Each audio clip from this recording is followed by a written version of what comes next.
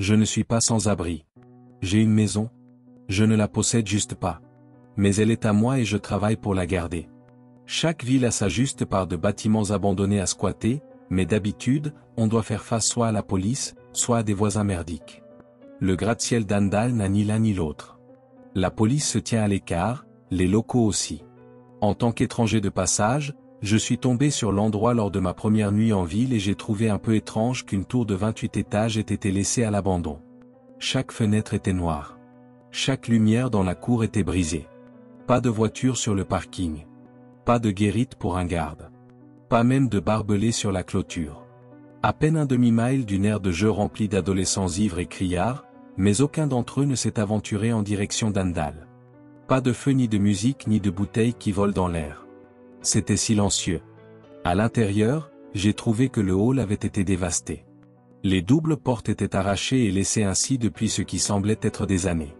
Un accès facile pour les curieux, mais j'étais le seul là-bas. La majeure partie du premier étage s'était effondrée. Les carreaux de plafond gorgés d'eau s'étaient transformés en humus à cause du temps britannique merdique. Je sais que l'eau est invasive, mais elle avait pratiquement colonisé l'endroit à tel point que des algues poussaient sur les murs. Même le puits d'ascenseur était inondé.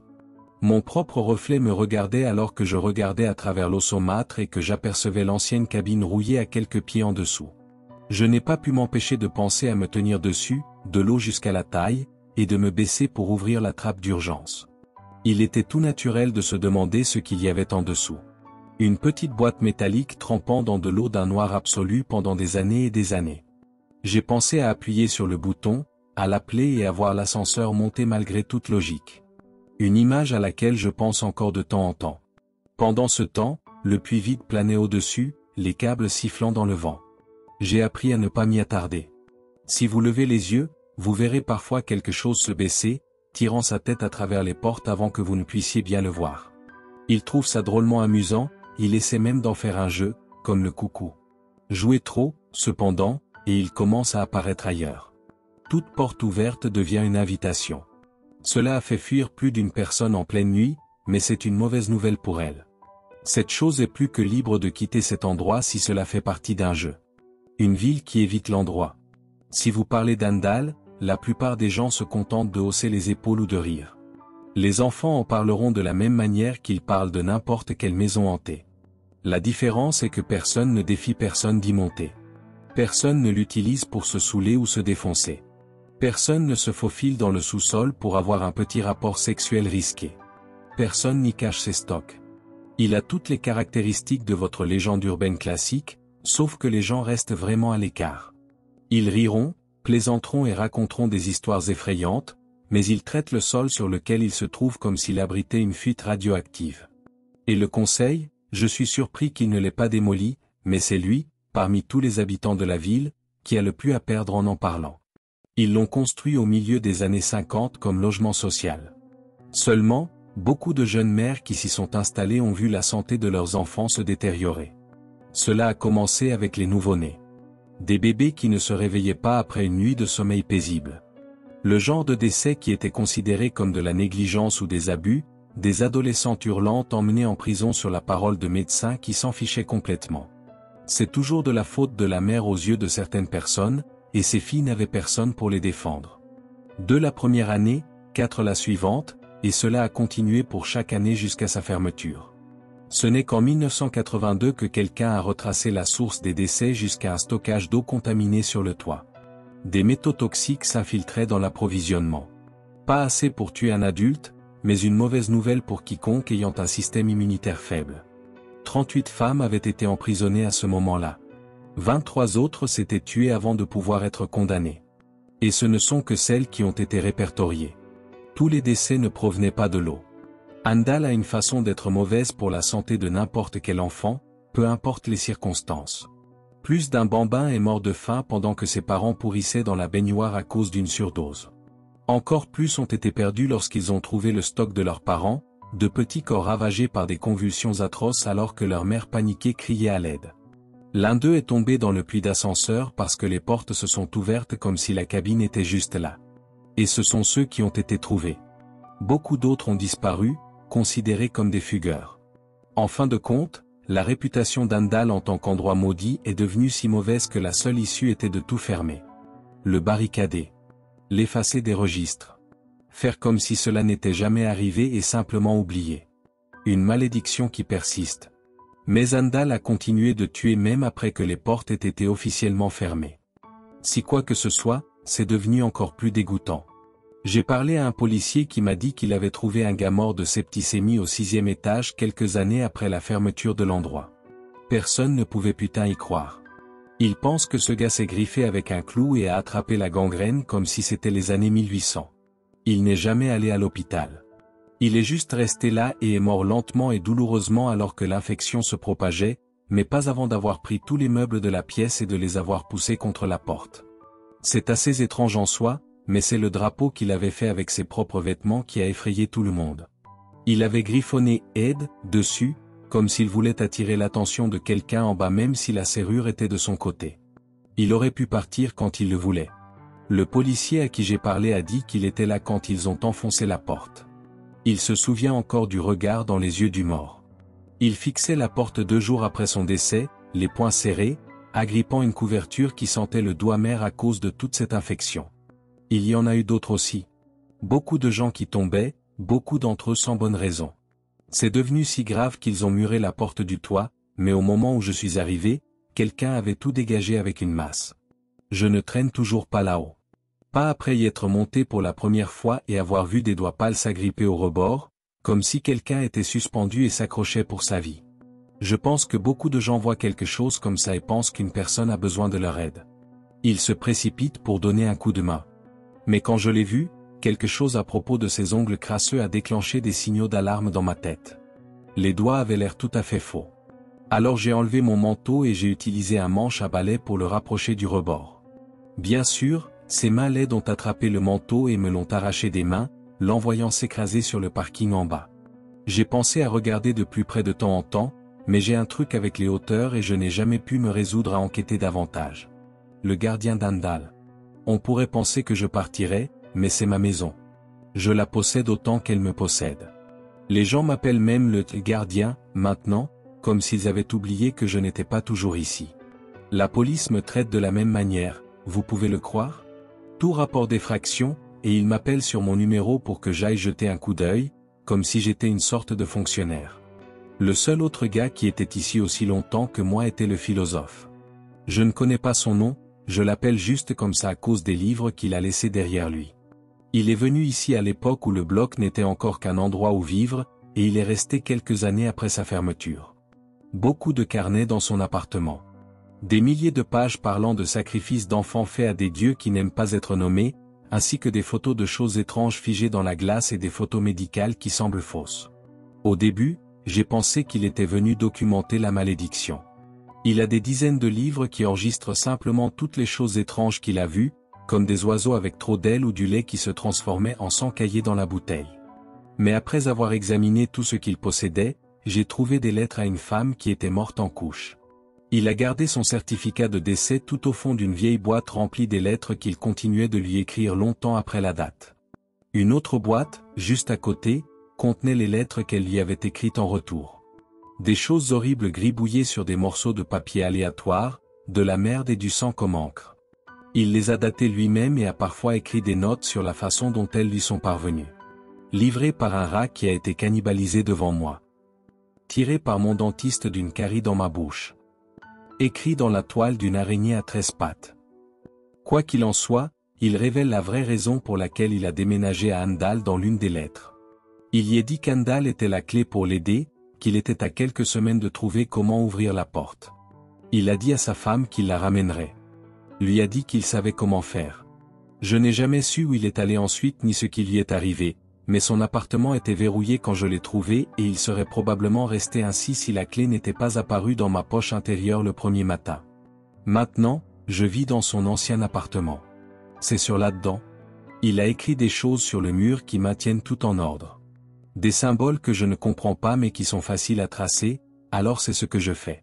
Je les repasse tous les 2 mois, et jusqu'à présent, ils m'ont gardé en sécurité et sain d'esprit. Andal la nuit? Parce qu'on a besoin de protection à Andal. Je ne sais pas quand dans son histoire la malédiction est passée de quelque chose de banal à quelque chose de très réel et de très sombre. Ce n'était pas seulement de la malchance ou de la pauvreté, pas à la fin et certainement plus maintenant. On ne peut pas juste se promener dans Andal, certainement pas la nuit. C'est dangereux.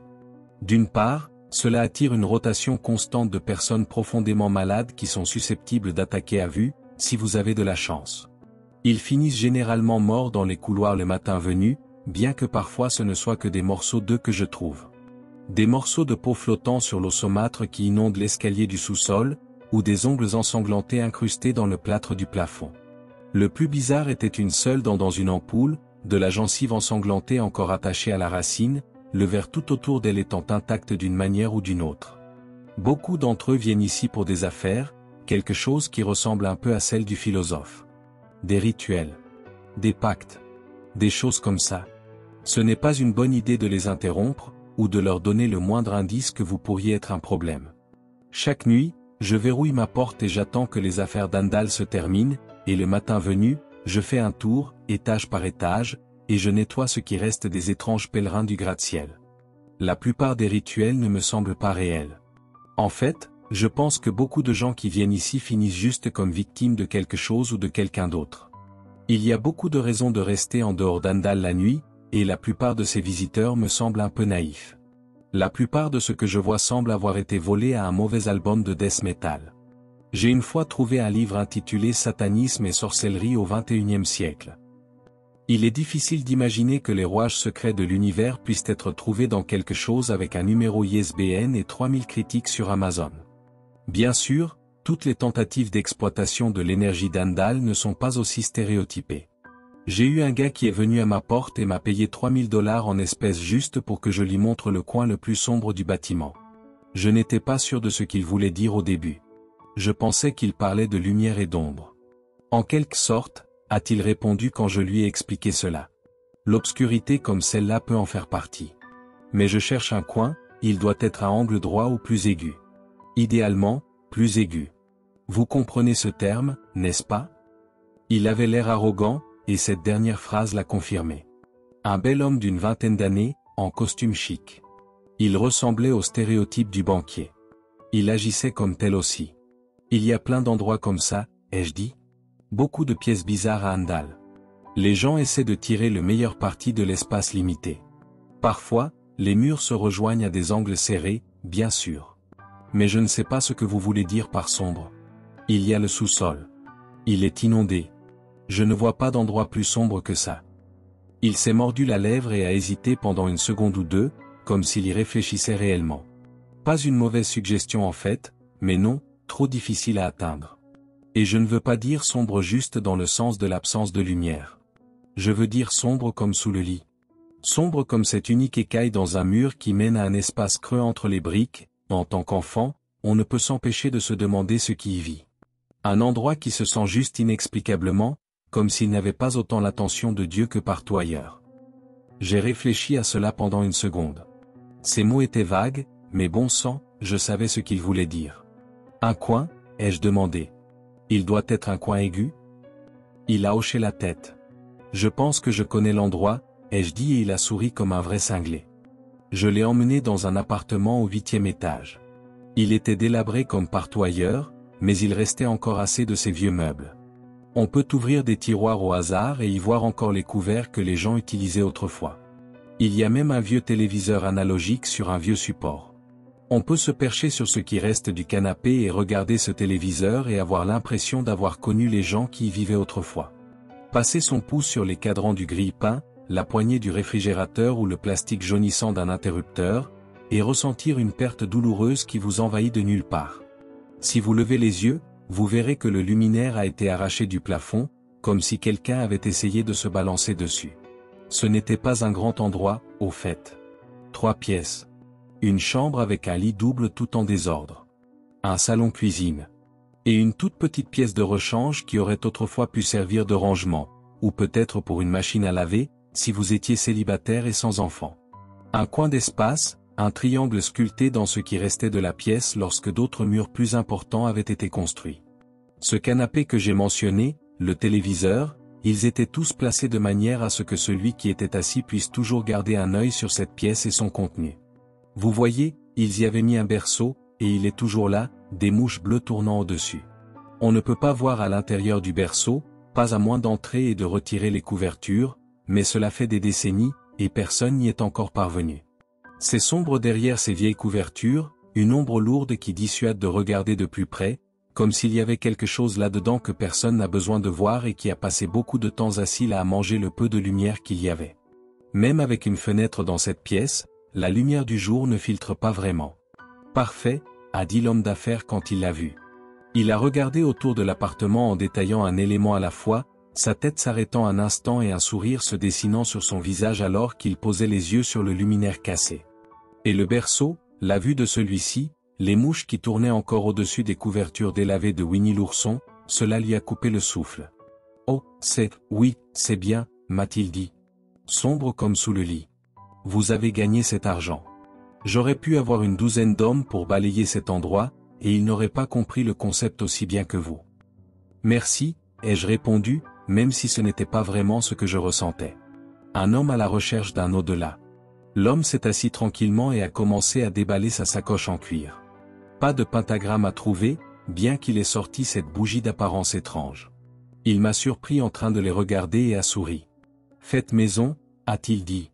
Chacune façonnée par mes mains. Je ne suis pas un bon artiste, mais c'est l'effort qui compte. Il m'a fallu une éternité pour faire fondre la cire. Bien sûr, c'était la partie facile. La partie difficile a été d'obtenir la graisse pour la faire. Saviez-vous qu'il peut y avoir un niveau de sécurité étonnamment élevé autour du département des déchets médicaux d'un hôpital? Non, ai-je répondu alors qu'il sortait des morceaux de bois fragiles et quelques petits clous. Il a très soigneusement commencé à clouer les éclats de bois ensemble en ce qui ressemblait à des formes aléatoires. Oh, eh bien, a-t-il soupiré après quelques instants de silence, ses doigts agrippant adroitement le petit marteau alors qu'il tapotait.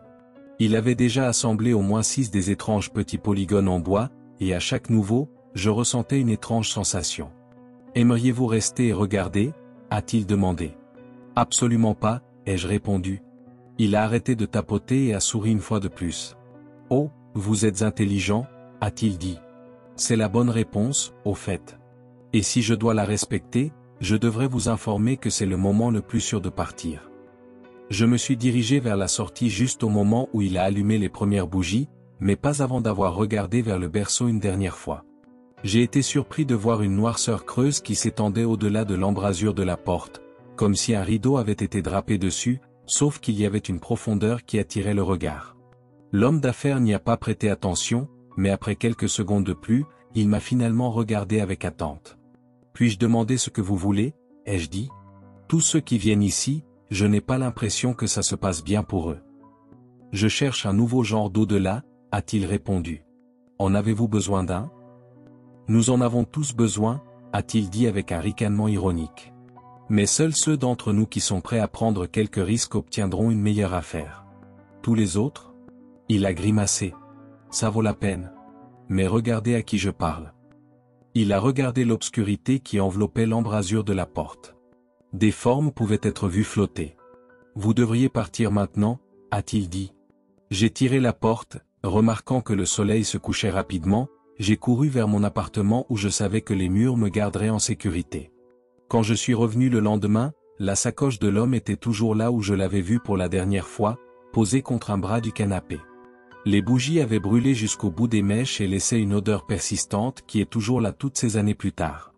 Et quant à l'homme lui-même, eh bien, dans la pièce avec le berceau, sur lequel des mouches bleues tournent toujours au-dessus, il y a maintenant une ombre brûlée dans le mur.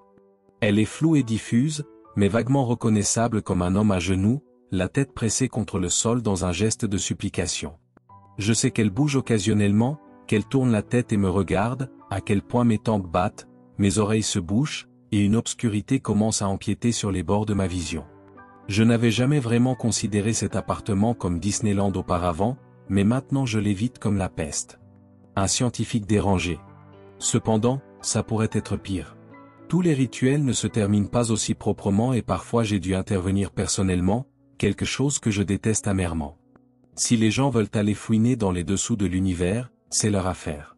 C'est une chose si je dois balayer ce qui reste d'eux après, mais au moins c'est un travail à faire une seule fois. Parfois, ce n'est pas si propre. Un gars s'est présenté et m'a dit qu'il serait un nouveau « réside », mon voisin, et que nous apprendrions à nous connaître. Un vieil homme maladroit avec un accent de classe supérieure et l'air d'un professeur qui était en difficulté. Il s'est installé dans la pièce à côté de la mienne et peu importe à quel point je lui parlais peu, il ne comprenait jamais vraiment l'allusion et continuait d'essayer d'agir comme un bon ami. Quelques fois où j'ai entamé la conversation, c'était pour lui dire que l'endroit qu'il avait choisi n'avait pas beaucoup de protection. Il a pointé du doigt quelques petites éruptions cutanées amusantes et m'a dit qu'elles étaient sa protection. Au cours des semaines suivantes, je le croisais de temps en temps, toujours à quatre pattes, grattant un coin humide ou une pile moisie de protubérances granuleuses. Il collectionnait des champignons, m'a-t-il dit le premier jour, et je le voyais souvent essuyer ses échantillons sur des boîtes de pétri auxquelles il chuchotait des mots doux chaque fois qu'il pensait que je n'étais pas là.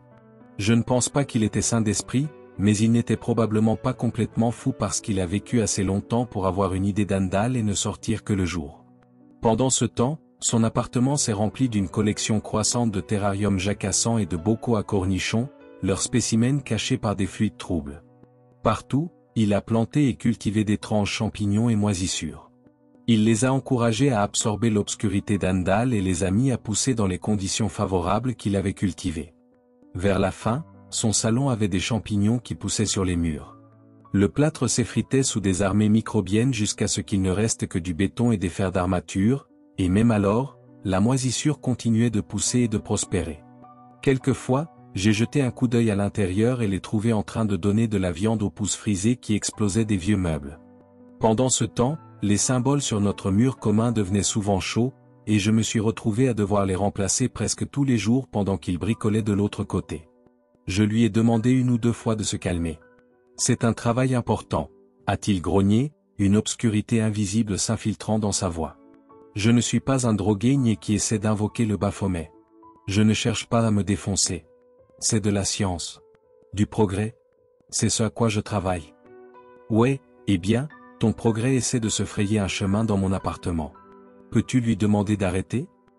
Il s'est arrêté, figé en plein geste comme si j'avais dit quelque chose de profondément stupide ou perspicace, ou probablement un peu des deux.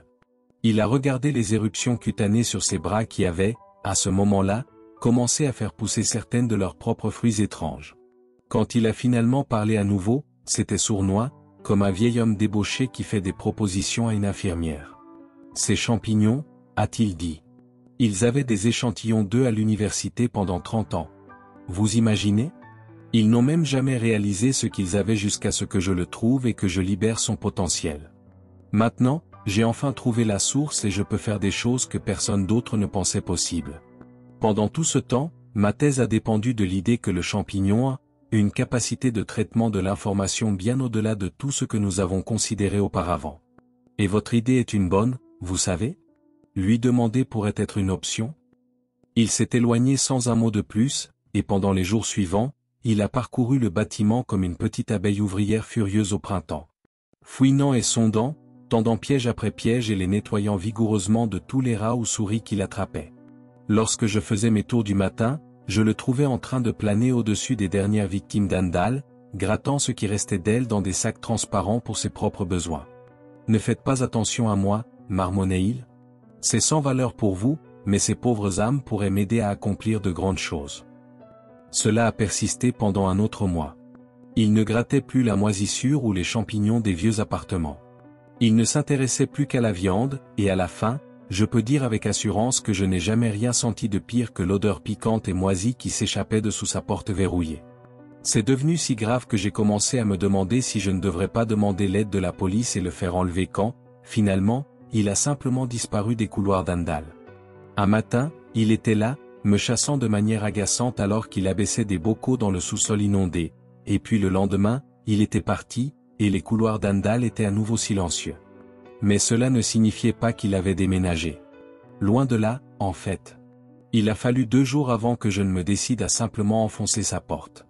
J'ai donné un coup de pied court et sec seulement pour constater que ma jambe a immédiatement disparu à travers du bois qui avait la texture de carton détrempé. J'ai libéré mon pied et j'ai essayé une tactique différente, j'ai attrapé la poignée et j'ai tiré si fort qu'elle a simplement sauté du cadre en bois rance. Libre de bouger, la porte s'est ouverte avec un grincement étrange, et un air fétide, chaud et humide, a soufflé hors de la pièce. À l'intérieur, j'ai trouvé que les spécimens de l'homme étaient devenus sauvages. Les terrariums s'étaient brisés, leur contenu se répandant vers l'extérieur. Des grenouilles aussi grandes que des ballons de football me fixaient du regard derrière des frondes velues, et des insectes avec des yeux humains s'éloignaient en courant avant que les amphibiens ne puissent les attraper. Dans un coin, des rats avaient construit une ruche à partir de vieux cartons, leur dos couvert de pousses fongiques qui ressemblaient à des doigts humains et à d'autres appendices. Dans un autre coin, quelque chose qui ressemblait un peu à une feuille de caoutchouc noir giflait furieusement les vermines qui passaient, et il m'a fallu quelques secondes pour réaliser que c'était une moisissure visqueuse. Quand elle a finalement attrapé quelque chose, elle a traîné la créature étrange qui couinait dans le coin sombre où elle poussait et se resserrait autour de son repas comme un poing. Je l'ai fixée, horrifié, jusqu'à ce qu'un par un des orbes noirs se dévoile de l'intérieur de l'étrange masse, et j'ai réalisé qu'elle avait des yeux pour me regarder fixement. C'était une cacophonie de terreur horrible, si saisissante qu'elle m'a empêché d'entendre le bruit étouffé d'un humain qui luttait pour parler. Finalement, cela a atteint mes oreilles, et j'ai utilisé ma torche pour éclairer le mur du fond sans avoir à y entrer. J'ai trouvé le scientifique à moitié poussé dans le mur. Des algues et de la mousse le recouvraient de la tête aux pieds de sorte qu'il n'était plus reconnaissable, mais je devais supposer que cela ne pouvait être personne d'autre. Ses yeux écarquillés me fixaient avec terreur et douleur alors que de sales petites bestioles grignotaient ce qui restait de ses tibias. Pendant ce temps d'étranges vrilles sondaient ses oreilles et sa tête, ne se reposant jamais un instant. Il essayait de parler, mais les pousses d'algues continuaient de se frayer un chemin dans sa bouche jusqu'à ce que, une par une, elles poussent trop loin et que quelque chose se brise. Ses yeux se sont écarquillés encore plus, ses couinements sont devenus hystériques, et sa mâchoire a lentement glissé plus loin sur sa poitrine jusqu'à ce qu'elle touche le sol avec un bruit sourd et humide. Finalement, le contact est établi, ai-je demandé. Une idée horrible si j'en ai déjà entendu une. Qu'est-ce qu'un champignon aurait à dire même dans le meilleur des cas? Sans parler d'un qui a poussé dans les ruines d'Andal? Je ne peux que supposer que tu n'as jamais pris le temps de lui dire de ne pas toucher à mon mur, n'est-ce pas? Non, tu avais probablement ta propre raison de faire tout ça, et c'est ce qui était la priorité. Cela m'a fait me demander ce qu'il avait demandé. Alors que la pensée entrait dans ma tête, j'ai jeté un coup d'œil rapide autour de moi et j'ai essayé de voir si quelque chose de particulier ressortait. Quelque chose poussait sur le canapé qui semblait étrangement en forme d'humain. C'était peut-être juste mon imagination, mais dans l'obscurité, cela semblait se tourner vers moi. Pendant ce temps, le scientifique continuait de trembler d'agonie, ses yeux fixés sur moi et implorant de l'aide. Je vais voir ce que je peux faire, ai-je dit avant de claquer la porte. Quelque chose à propos de cette étrange pile sur le canapé m'avait profondément troublé. Le prix de l'aide. J'ai fait passer le mot, j'ai demandé une arme, mais j'ai eu une arbalète à la place quelques jours plus tard. Un jeune garçon de 16 ans, à l'air nerveux, l'a livré à ma porte. J'ai été surpris qu'il soit entré dans le bâtiment, mais qui sait qu'il y avait ordonné de le faire. J'ai acquis une sorte de respect étrange parmi les locaux, et cela est très utile. Ce garçon avait l'air de m'aurait marché sur la tête et m'aurait volé les yeux fermés n'importe quel autre jour, mais quand il m'a parlé, il l'a fait avec plus de respect que je n'aurais jamais imaginé mériter.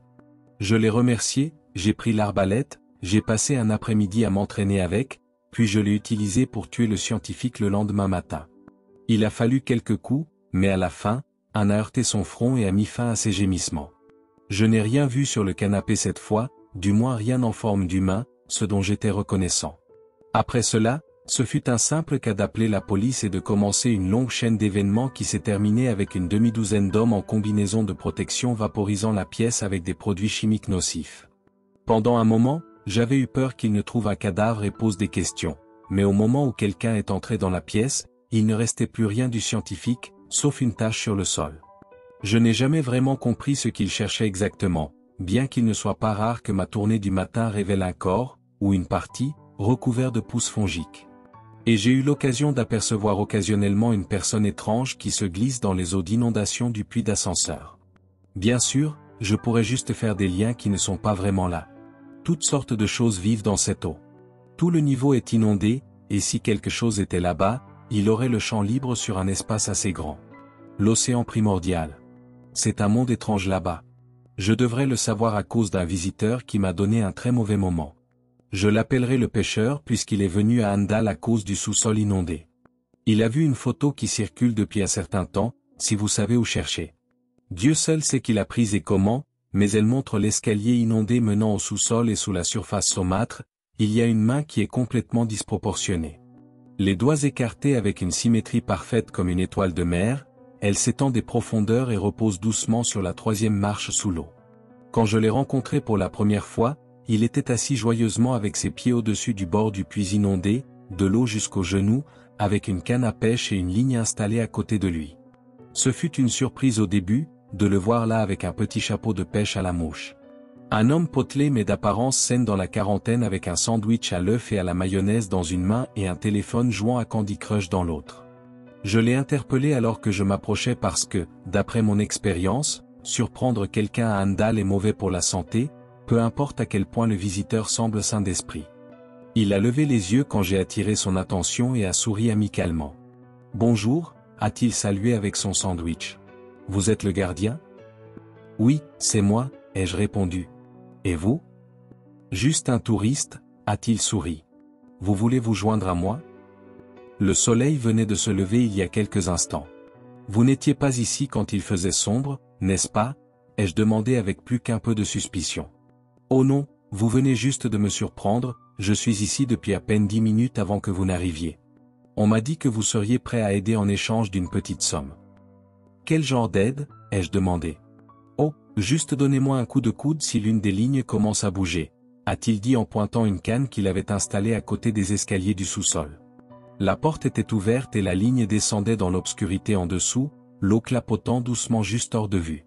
Une autre ligne avait été installée dans un coin du hall où le sol avait été arraché, révélant un trou qui descendait directement dans le sous-sol. Je ne peux pas les surveiller tout en même temps, vous voyez. J'ai des cloches prêtes mais, eh bien, 2 têtes valent mieux qu'une. Qu'est-ce que vous espérez attraper exactement là-bas, ai-je demandé. Connaissez-vous l'océan primordial, a-t-il dit.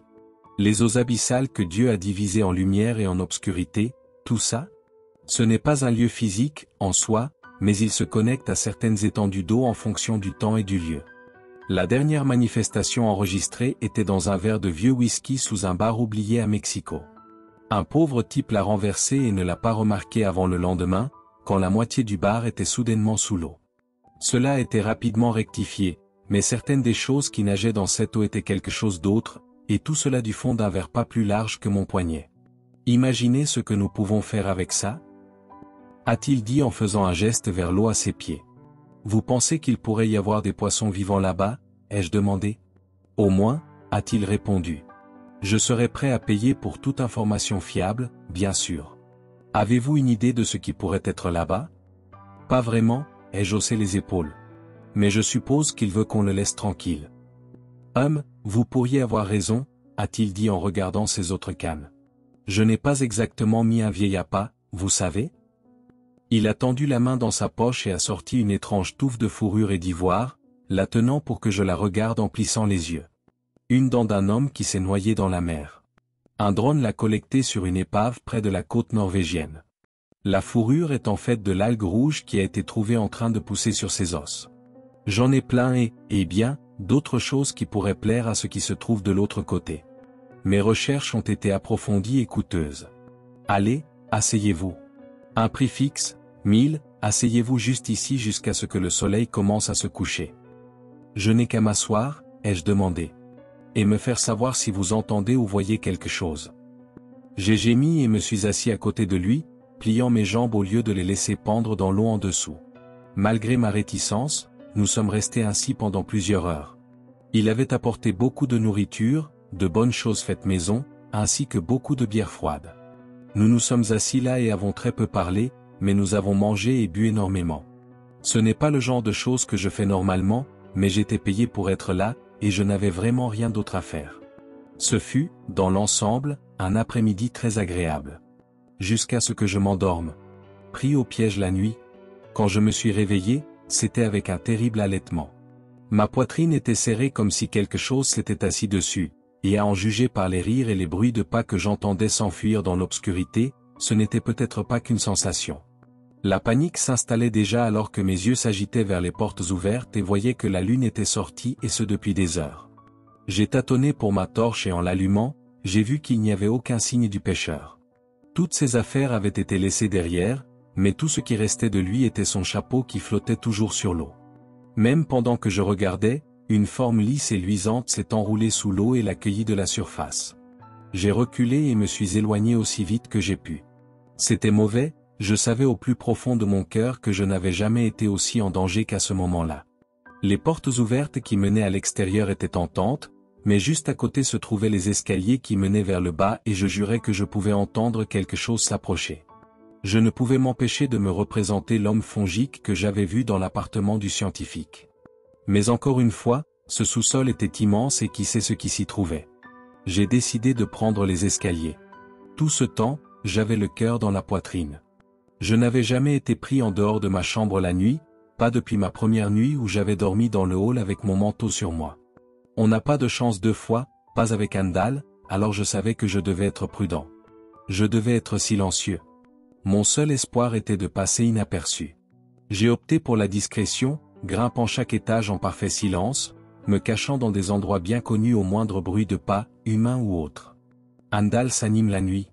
Des murmures de la part d'enfants étranges qui descendent des bouches d'aération, vivant là depuis Dieu sait combien de temps. D'autres fois, j'ai vu des apparitions, dont une, un tout petit, dont la vue a fait gronder mon estomac avec une faim insatiable qui faisait mal rien que d'y penser. Elle me regardait avec des yeux implorants alors que je me faufilais loin de sa porte ouverte. J'aurais pu être tenté de l'aider n'eût été la vue de la lune qui perçait son image translucide. Et pourtant, malgré tout cela, j'ai réussi d'une manière ou d'une autre à atteindre le 14e étage vivant. Seulement c'est là, juste au dernier obstacle, si près de la sécurité, que je suis tombé sur quelque chose de mon pire cauchemar. Une femme se tenait devant la porte de mon appartement. Silencieuse. Pâle. Des ongles couverts de saleté. Il arrivait trop souvent que j'ouvre ma porte et que je trouve des empreintes de pas boueuses faites par les pieds nus d'une femme. Maintenant, je savais qu'il les laissait chaque nuit. Je ne pouvais pas voir son visage de l'endroit où je me cachais, mais quelque chose en elle me semblait profondément familier. Quand elle s'est finalement tournée vers moi, je me suis souvenu. Je l'ai reconnue, même si la majeure partie de son visage manquait. C'était la femme du philosophe. Il avait réussi, semblait-il.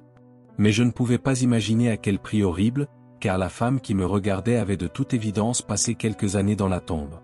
Seul le faible éclairage et ses longs cheveux avaient caché l'état dans lequel elle se trouvait. Un sourire sans lèvres me regardait sous des pommettes creuses et des orbites vides. Et pourtant, je pouvais dire que dans une autre vie, elle avait été belle, ce qui rendait le spectacle d'autant plus déchirant. « Mon chéri » a-t-elle chuchoté, et il y avait quelque chose dans sa voix que je trouvais difficile de ne pas perdre la tête face à cela. Je ne sais pas pourquoi. Plus d'une décennie dans cet endroit et j'avais été témoin de cauchemars vivants, mais c'est ce cadavre ambulant qui m'a poussé à mes limites. Le sentiment d'une perte inéluctable m'a accablé et sans m'en rendre compte, je me suis retrouvé à faire des pas vers elle même si mes genoux fléchissaient. Au moment où je l'ai rejointe, je rampais jusqu'à ce que je puisse m'agripper à sa jambe crasseuse et glaciale, et c'est la dernière chose dont je me souviens avant de me réveiller dans mon lit le lendemain matin. Tout semblait normal, si complètement banal que j'aurais pu tout mettre sur le compte d'un mauvais cauchemar. Mais il y avait des empreintes de pas menant de mon lit à la porte. Et plus tard, j'ai trouvé les affaires du pêcheur à peu près comme il les avait laissées, bien que lorsque j'ai finalement remonté ces lignes, j'ai trouvé que les leurs avaient disparu et avaient été remplacés par des morceaux de l'homme qui les avait d'abord installés. J'ai tout jeté dans l'eau en dessous et j'ai décidé qu'il valait mieux l'oublier. De temps en temps, bien sûr, je ne peux pas m'empêcher de vérifier le Judas de ma porte la nuit. Je ne l'avais jamais fait avant ça, mais maintenant je le fais.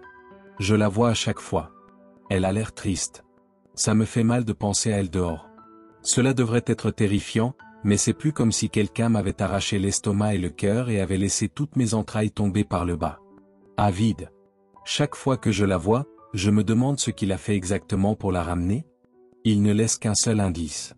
Une dernière lettre, je pense. Ce n'est pas comme s'il les avait datées. Dedans, il dit qu'il donnerait tout pour l'avoir à nouveau dans ses bras. Non seulement sa vie, mais tout ce qu'il a déjà vécu. Chaque coucher de soleil. Chaque bon rêve. Chaque cauchemar. Chaque victoire. Chaque perte. Chaque petit souvenir qui fait de lui ce qu'il est, il donnerait tout juste pour la sauver. Parfois, je me demande à son sujet, en me disant que nous avons probablement le même âge. J'aimerais me souvenir et imaginer ce que ça aurait été pour nous de nous rencontrer en tant que jeunes hommes, mais pour une raison ou une autre, chaque fois que j'essaie de me souvenir de ce à quoi ressemblait ma vie avant que je ne vienne dans cette ville, avant que je ne me réveille avec ce manteau sur moi, eh bien, je ne sais pas. C'est juste difficile, c'est tout. C'est presque comme s'il n'y avait rien là.